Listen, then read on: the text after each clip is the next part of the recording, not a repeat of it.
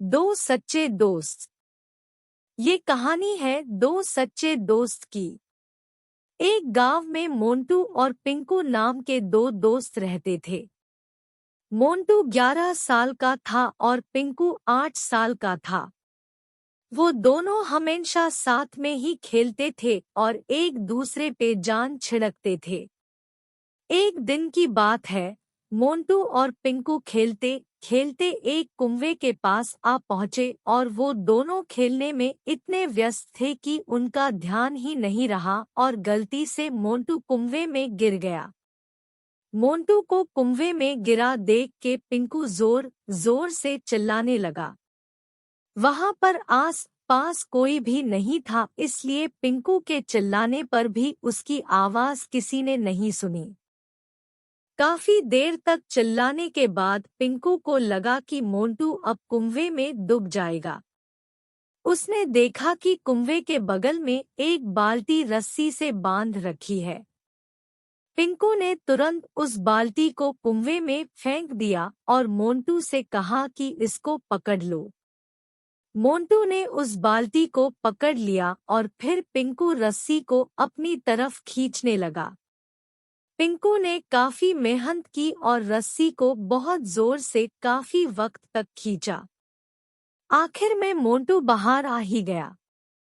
दोनों ने एक दूसरे को गले लगाया और फिर घर जाने के लिए आगे बढ़े। रास्ते में दोनों ने यह तय किया कि हम घर जाकर बाकी सभी को भी ये बात बताएंगे। कुछ देर बाद वो दोनों घर पर पहुंच गए और सभी घरवालों को और उनके आस पड़ोस में रहने वाले सभी लोगों को ये बात बताई। सभी ने यह बात सुनी पर उनमें से कोई भी ये बात मानने के लिए तैयार नहीं था कि पिंकू ने मोंटू को बचाया। सभी को ये बात गलत लग रही थी क्योंकि पिंकू मोंटू से छोटा था। सभी यह बोल रहे थे कि आखिर एक 8 साल का लड़का कैसे 11 साल के लड़के को बचा सकता है।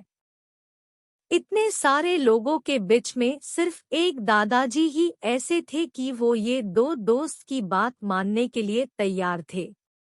बाकी लोगों को जैसे पता चला कि ये दादाजी मोंटू और पिंकू की बात मान रहे हैं, उन लोगों ने उस दादाजी से पूछा कि आपने कैसे ये दोनों की बात मान ली। दादाजी ने उन लोगों को बताया कि ये बच्चे सच बोल रहे हैं।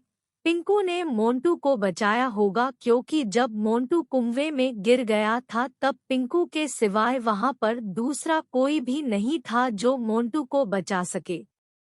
ये बात पिंकू भी जानता था कि सिर्फ वो ही मोंटू को बचा सकता है और वहां पर पिंकू को तुम ये नहीं कर सकते हो ऐसा बोलने वाला भी कोई नहीं था, इसलिए पिंकू मोंटू को बचा पाया।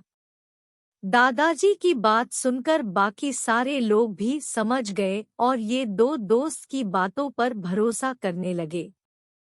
जब हमें ऐसा बोलने वाला कोई भी नहीं होता है कि तुम ये नहीं कर सकते हो, तब हम कुछ भी कर सकते हैं क्योंकि उस वक्त हम सिर्फ अपने आप की बात ही सुनते हैं।